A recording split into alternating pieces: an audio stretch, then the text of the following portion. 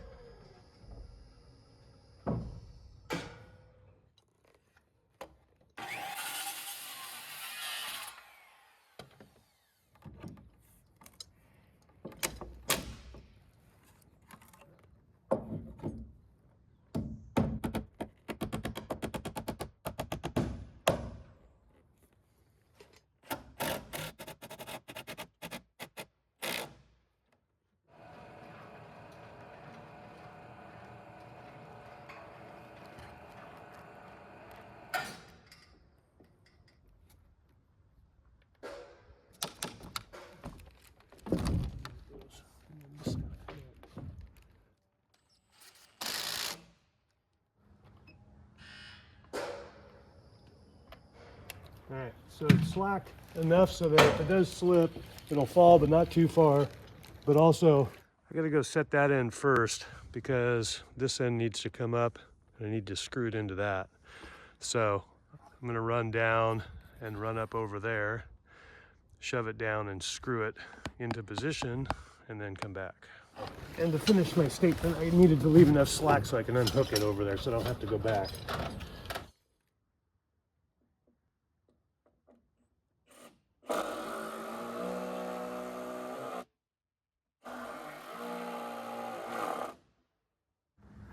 Tight there, right to its spot here.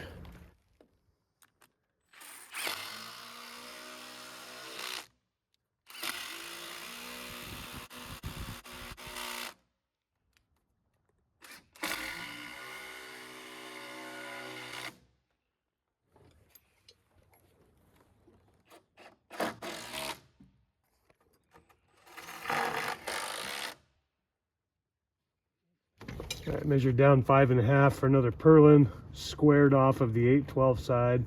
This is a routed edge, not a gap.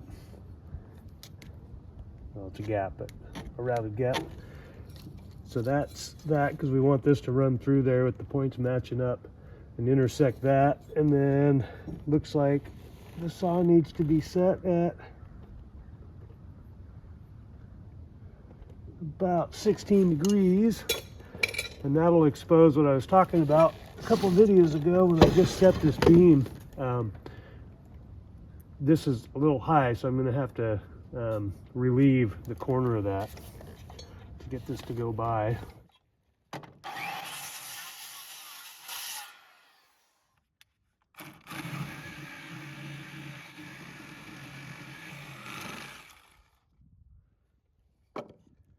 I'm going to take that off to let this purlin through for this last lookout here.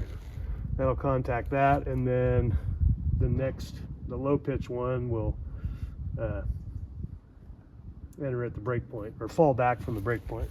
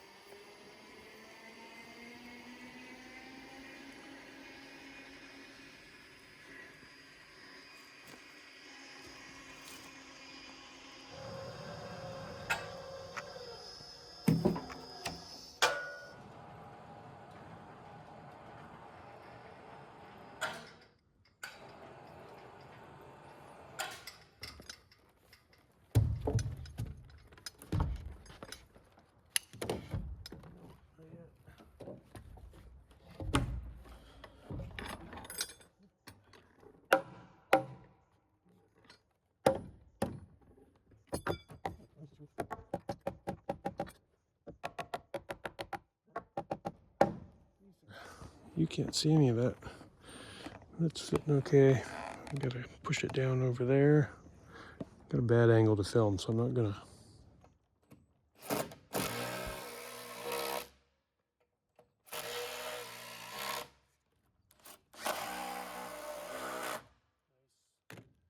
All right, next piece up will be the purlin for the low pitch side, and it goes.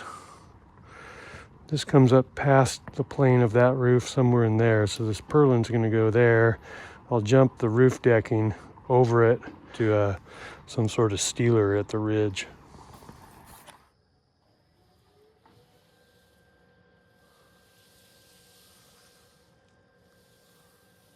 I got to zoom in on this total choke. I dropped this thing down with enough slack just before coffee time, and I went down and I hooked it up.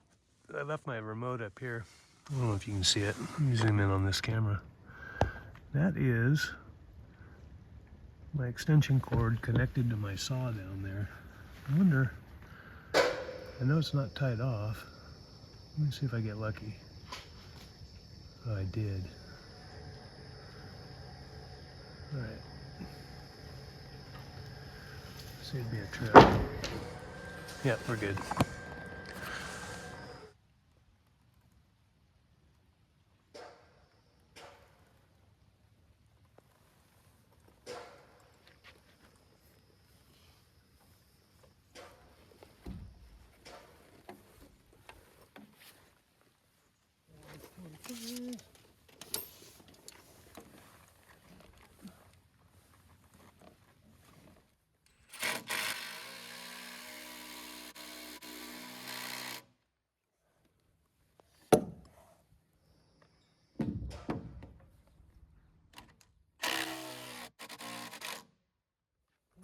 Up here.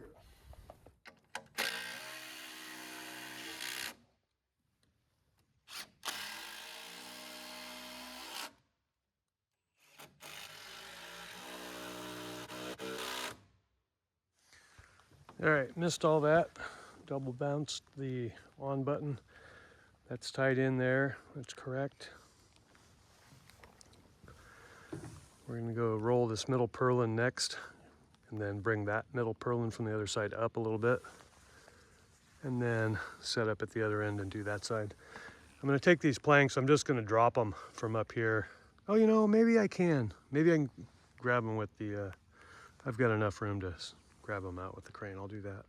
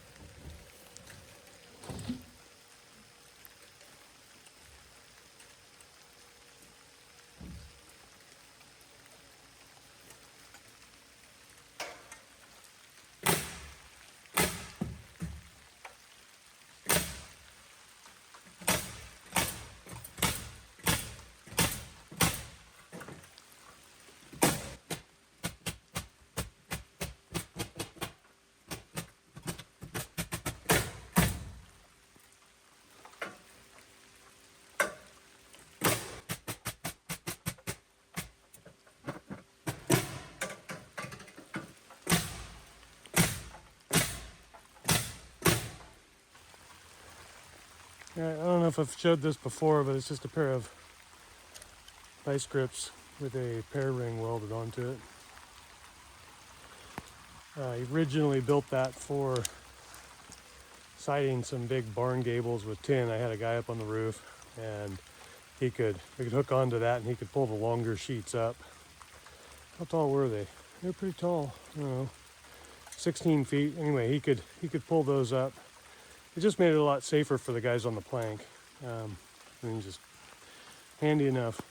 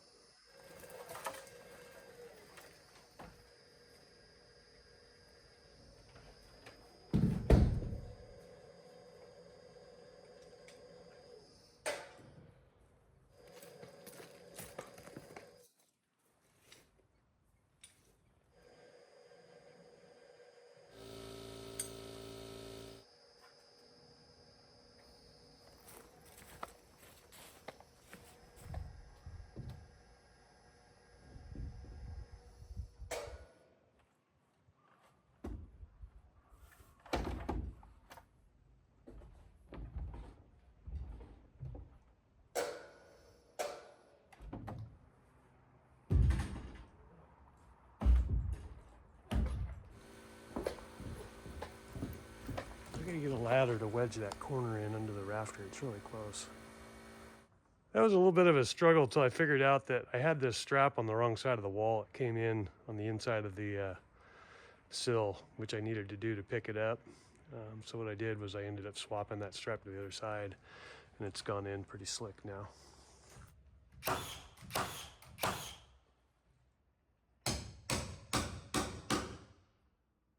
Could go drive that sill down from the outside. It's kind of sitting up in the air right there. All right, that's all nailed in. I got a little sidetracked there for a minute, but I'm back on it. Got it unhooked. I'm sure I've mentioned this before, but ever since I broke the remote on that barn job, I've taken to the habit of parking this thing where it goes, because if something happened to the electrical system on this, whether it got struck by lightning or something catastrophic happened where it wouldn't operate, you have to be able to, the trolley has to be parked right there, or the jib can't fold back onto the rest of it. And you could, since the rest of it's hydraulically operated, you could hook up like a portable power pack to it to bring it down without actual power on the crane. So that's why I do that, just in case. One less thing to worry about if there's a problem.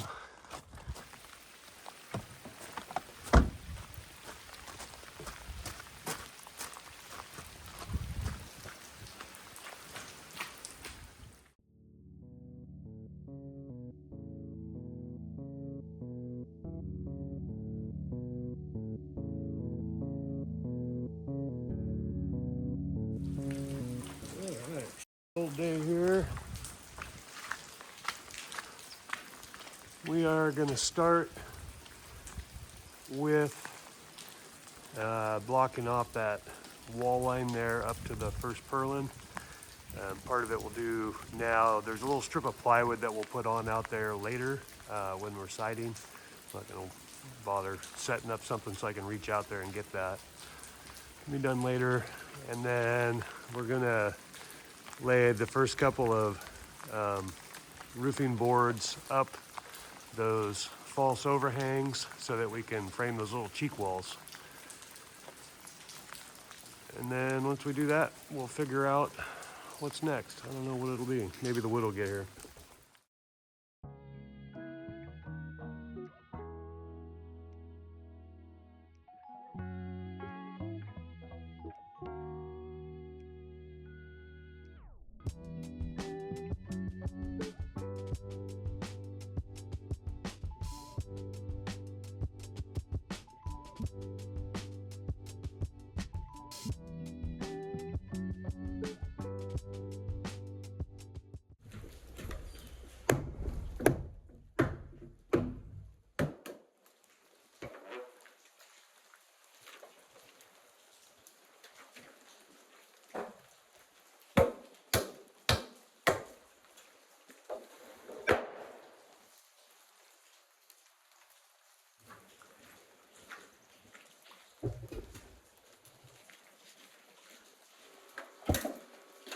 Double checking this up.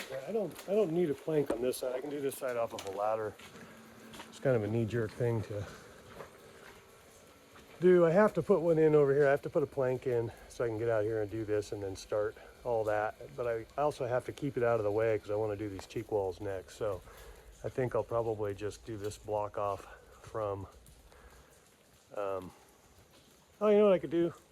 I'll just bring a single plank up and I'll run it here for a minute so it's easier to do this, and then I'll move it, because then it's just one board I gotta nail. All right.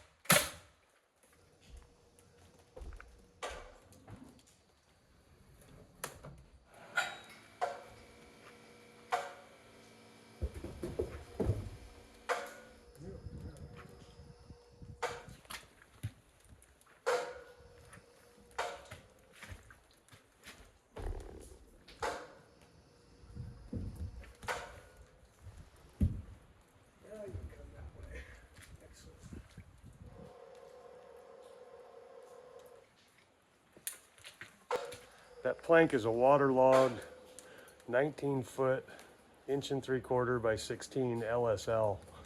Not completely waterlogged, but it's pretty heavy, so there's no real way for one guy to stick it up there.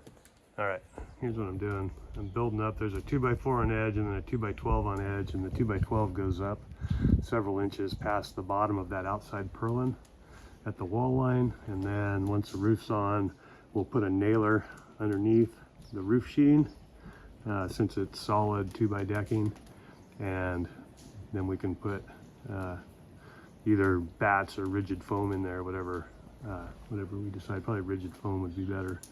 And then the drywall will continue up to the roof decking. I probably could have framed that wall taller, but I'm so glad I did it this way. It was pretty simple. All right, that one's in, and it looks like the wood just showed up. So I'm gonna go unload it.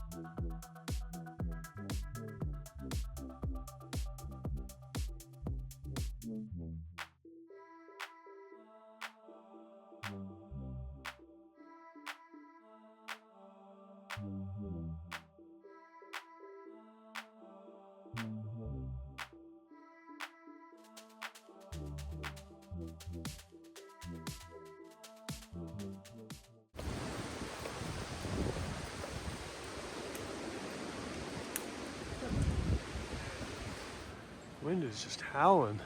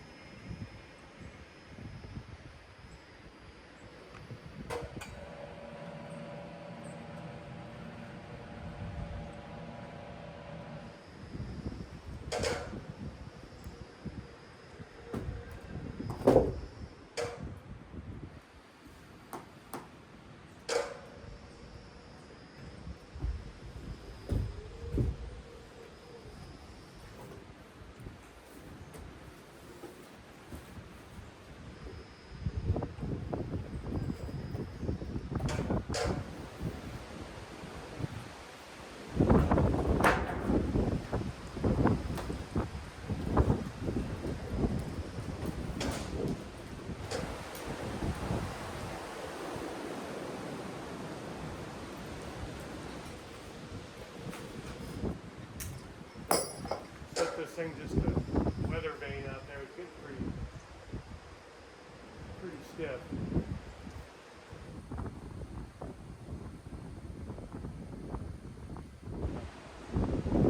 Alright, I don't know if you can see the rivet on that hook. It's blowing straight that way, so we'll just let it sit over there for now.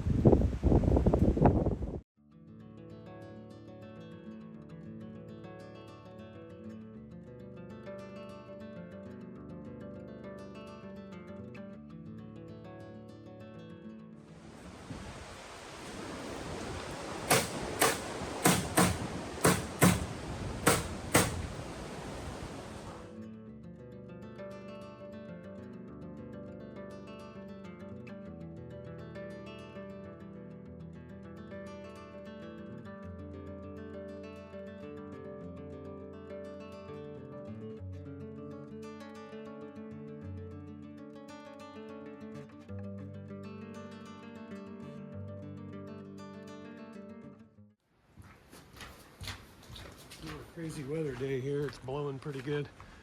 I forgot a saw.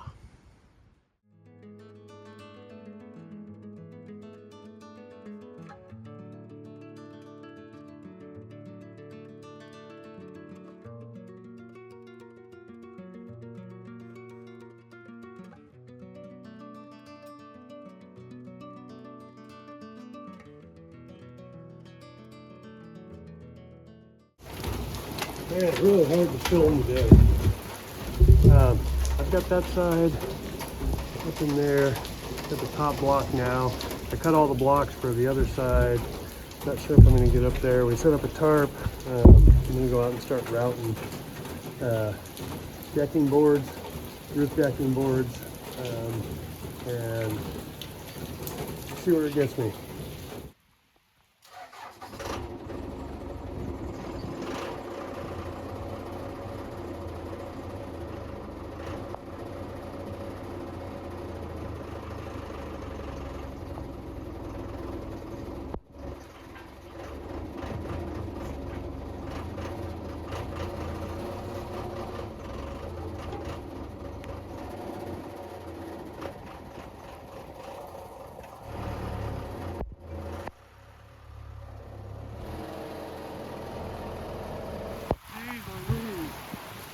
This is bucketing now.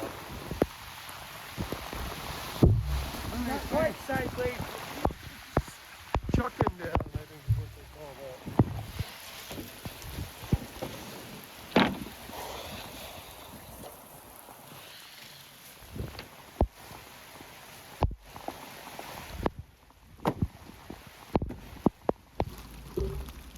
Culvert's running.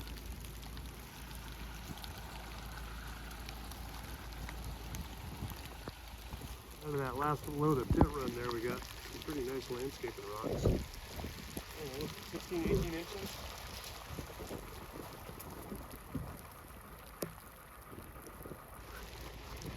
Got that one unit done. Monsoon today. I don't know what it's doing tomorrow, but I'm going to run to the lumber yard right now.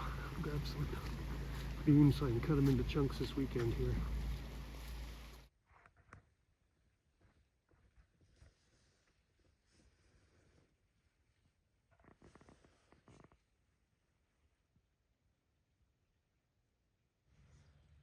One more.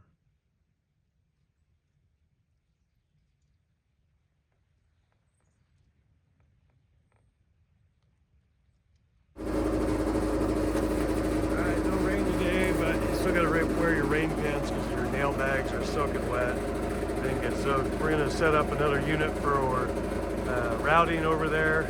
Probably won't use the tent because it's a nice day. And then I'm going to get to working on that Gable end through there on the other side. Stand by.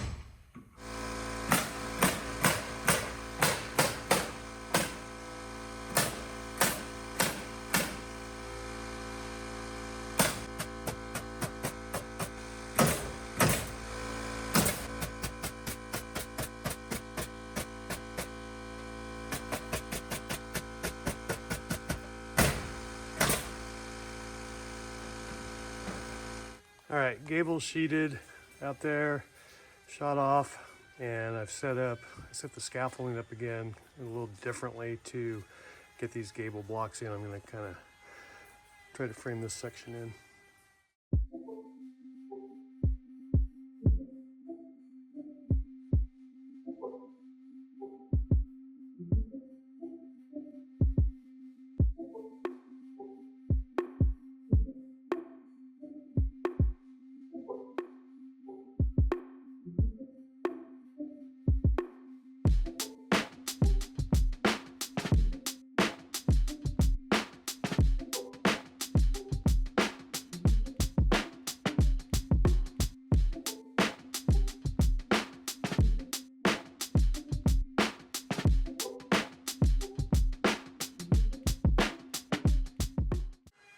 All right, I'm getting that put together up there. I think I got enough done to show you how that overhang works. I'm gonna go put these couple of blocks in. So that's tied up. I don't think I'll get to framing that wall today. I do have some of the decking on outside that you'll see, but then I think I'm gonna go help Lynn finish routing that unit of wood. I don't know, let me show you I don't know if there's too much sun here or not. Can't really see it. I'll show you outside. But we're chamfering the bottom two edges of all this nice 2x8 we've got. Just sort of give it a little, it's like a cheap pretty that we can do to dress it up a little bit and still use plain wood.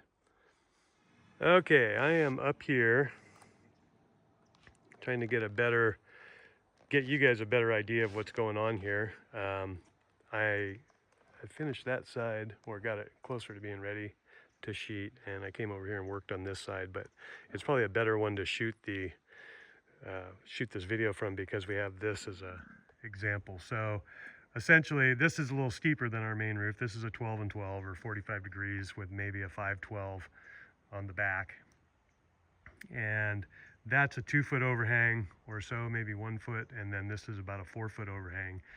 But here on this side we have 4 foot and 4 foot. I wanted it to match up because I think it will weather tight better when I roof it. This here is the roof side of let's call it the eyebrow, the fake false overhang. So looking up, you'll see the other side of these boards, and that's going to be the look throughout the whole project. It tucks under, this is a low pitch purlin here. These are low pitch, and these ones down below, which was that kind of narrow ladder that I set with the crane, that's the steeper pitch.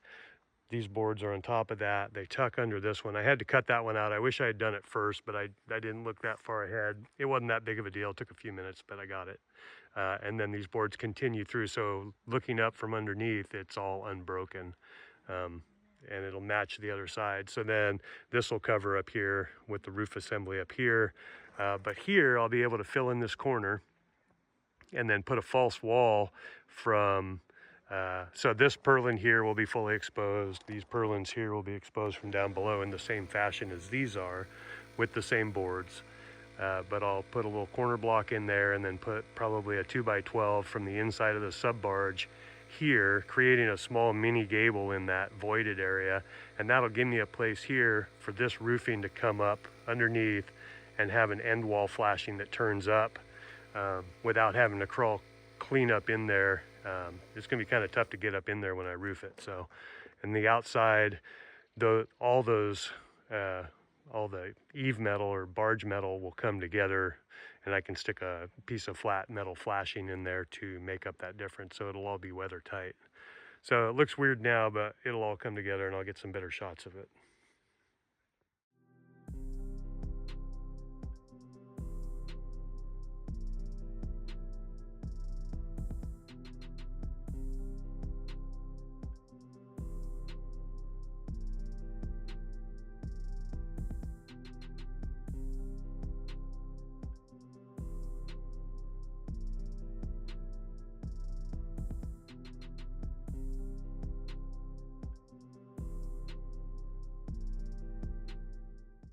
Let's see what this gable looks like from out here, because maybe this will help explain it. Let's see. So yeah, there's a good shot of what I was talking about.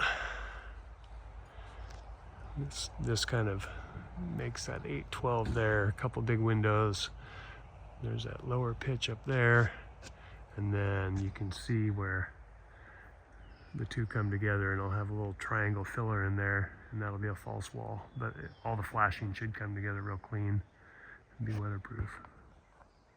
You can also see that without that, to balance it out, it just looks like a big salt box. And it would make that, well, anyway, you can get the idea. But, all right, we'll be back on the next trip.